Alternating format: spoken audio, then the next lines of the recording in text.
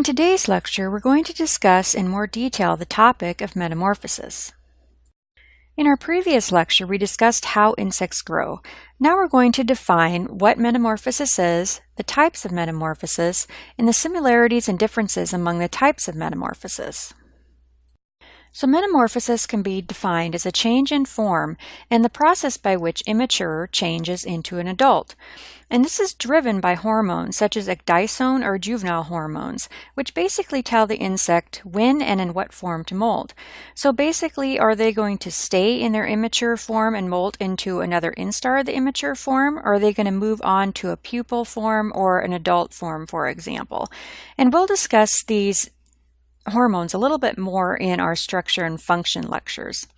And as you know, metamorphosis can vary from no metamorphosis to some metamorphosis, such as gradual metamorphosis, to a considerable change in form that you find in complete metamorphosis. So what is the difference between your immatures and adults? Probably the biggest difference is that immatures cannot reproduce. Of course, there's a few exceptions in the insect world, but in general, the adults are going to be the ones that can reproduce. The immatures also don't have functional wings. Again, we do have exceptions to this, such as the mayflies that have that subimago stage. But in general, the adults are the sexually mature form, and they also are the fully winged form. So how does metamorphosis benefit insects? Well, basically it allows them to expand into biological niches and reduces competition. So some examples of this are butterflies and mosquitoes. Both of these insects go through complete metamorphosis. So a butterfly, when it hatches, it's going to be a caterpillar with chewing mouthparts that feeds on leaves.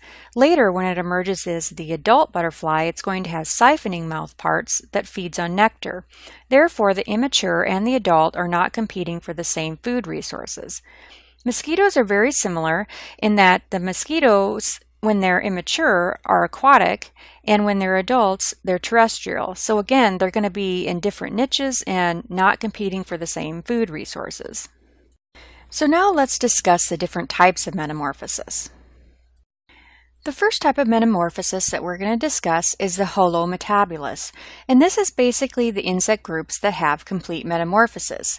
So you can, in this class, you can either remember this as holometabolous or you can remember it as complete metamorphosis. And this is the type of metamorphosis that is found in the most highly evolved insects. So the complete metamorphosis has 4 distinct life stages: the egg stage, the larva stage, or the immature insect, and the plural of that is pronounced larvae; the pupa stage, which is the intermediate or resting stage, and the plural of that is pupae; and then finally the adult stage. Okay, so I'm just going to show you a few slides of some insects that go through complete metamorphosis.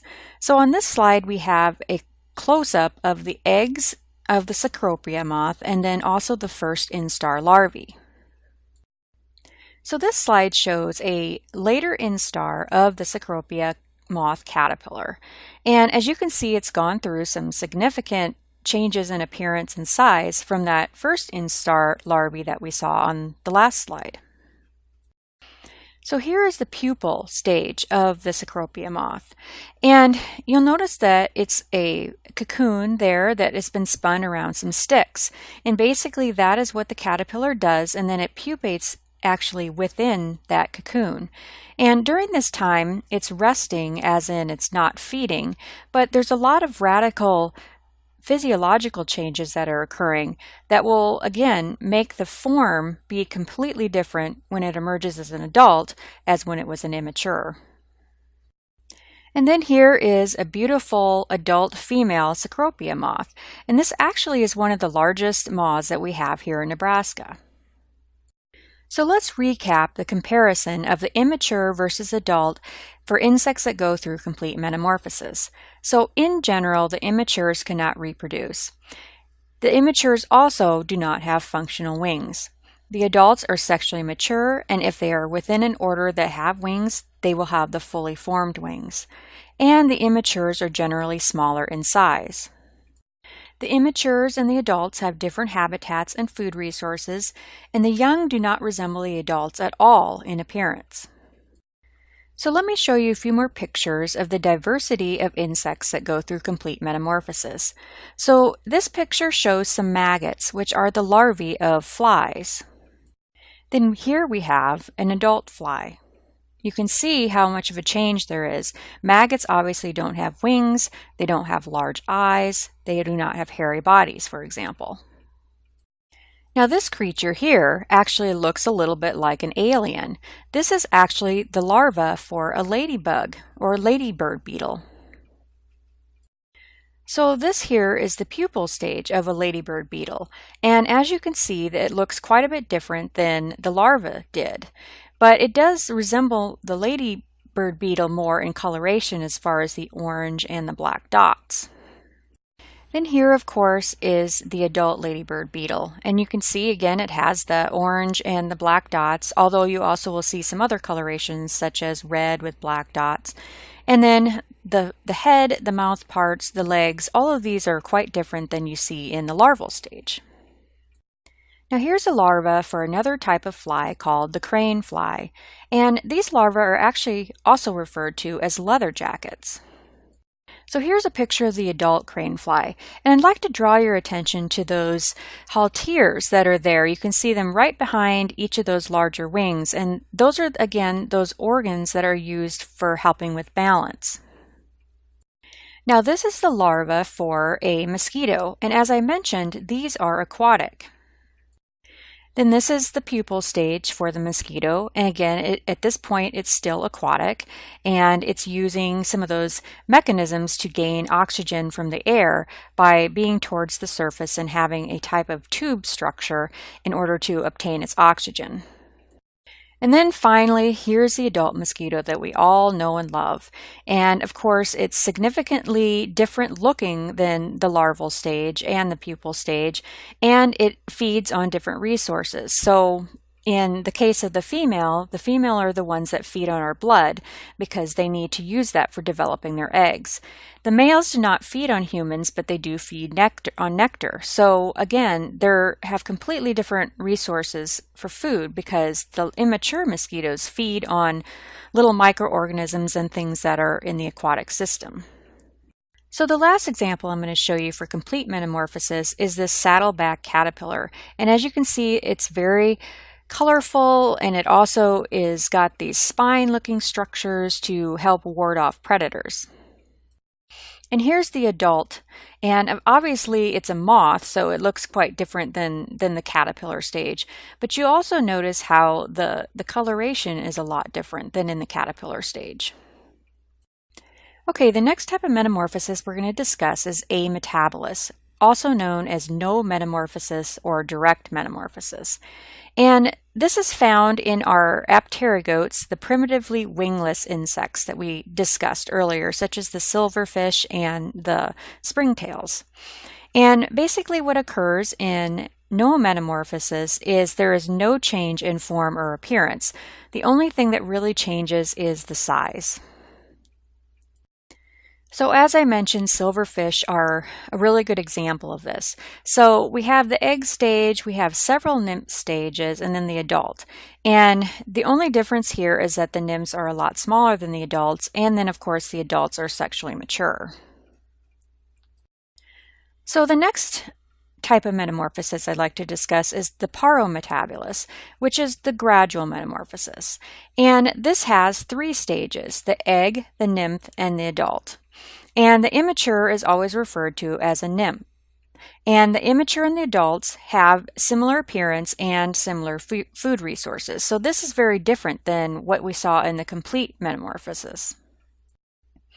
So here's an example of an insect that goes through gradual metamorphosis, and that is the cockroach. So again, we have several stages of the cockroach here. We have the egg case over there on the right, we have a couple different sizes of nymphs, and then we have the adults. Aphids are another insect that go through gradual metamorphosis. Here we have a stink bug, which also goes through gradual metamorphosis. And on the left-hand side, that's actually the nymph. And then we have the adult stink bug on the right-hand side. And you can see the difference here. They have generally the same shape, and head structures and antennae and that sort of thing. But as you'll notice that the adult has the fully formed wings, where the nymph just has some little nubs there that are the beginnings of their wings. Here's another good example of a hemiptera with the nymphs and the adult, and these are fairly young nymphs, so they look quite a bit different in coloration than the adult there, but you can see that they have the same general shape, and of course the adult has that full hemelytra wings, where the nymphs still are developing their wings. The last type of metamorphosis we're going to discuss is the hemimetabolous, which is incomplete metamorphosis, and it's actually a special type of gradual metamorphosis. In this case, the immature is aquatic, and so the immatures and the adults live in two different habitats during their life. They also have different food resources and appearance. So the hemimetabolous go through 3 stages. Again, it is a type of gradual metamorphosis. They go through the egg stage. Their nymphal stage is actually referred to as a naiad, and then they have the adult stage. So here's an example of a dragonfly naiad. So here's the adult dragonfly. And in both cases, both in its aquatic form and its adult form, it is going to be predatory. But because the adult is terrestrial, it's going to be feeding on different resources than the aquatic form. Here's a damselfly naiad. And here is the adult damselfly. And like the dragonfly, it is also going to be predatory, but in a terrestrial environment. So as I mentioned, we have 4 main types of metamorphosis, and these are the ones that I want you to mainly know for class. However, things are never easy in the insect world, and we do have a few exceptions. So I just want to tell you a little bit about the diversity, just to make you aware of it. So for instance, below we have some pictures of a mealybug. So on the left-hand side is what the nymphs look like and also what the adult females look like. On the right-hand side, that is actually a male mealybug. So you can see how the two of those look completely different even though they're both mealybugs. So this would be an example of an intermediate type of metamorphosis. Now another type of metamorphosis I'm going to touch on is the hypermetamorphosis, and this is found in blister beetles. Okay, so what makes the blister beetle interesting in going through this hypermetamorphosis is because it's going to undergo many different forms during its immature stage. So as you can see on these pictures, it's got larvae that have legs, and then it's got larvae that don't have legs, and then it has its pupal form before then emerging into the adult form. And this picture just is interesting because this is showing that one of the immature stages of the blister beetle actually forages upon honeybees. Okay, so to finish this lecture, I just wanted to do a little exercise here, and I wanted you to think about a couple of different questions. So why does the growth in insects appear to be discontinuous or in sudden spurts? And then, are growth and metamorphosis synonymous?